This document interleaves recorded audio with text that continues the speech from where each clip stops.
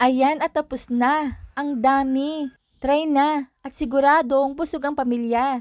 And I'm Fanny from Fanny's Cookery. 4 cups ang kailangan natin, hugasan ng 2 beses, lagyan ng 3 cups of water, at lutuin lang na kagaya ng regular rice. Kailangan din natin dito ng egg, lagyan ng salt para may lasa, iprito at i-crumble lang natin kagaya nito. Hanguin, stir fry lang natin ng carrots, isunod ang luncheon meat at ilagay na ang crab sticks. Hanguin at itabi muna. Ilagay na natin ang sinaing sa bowl. Lagyan ng asin at asukal. Lagyan din ng vinegar. Ilagay ang iba pang pampalasa natin. Pagsamasamahin lang natin ito. At may sweet corn flakes din ako. At lalagyan ko din ito ng toasted seaweed wrapper. Ikakat ko lang ito ng maliliit. Pagkatapos ay lagyan natin ng Japanese mayonnaise. Pero hahaluin pa natin ito until well incorporated. Pwede na tayong mag-scoop ng 1 tablespoon of rice mixture. At meron na akong seaweed flakes.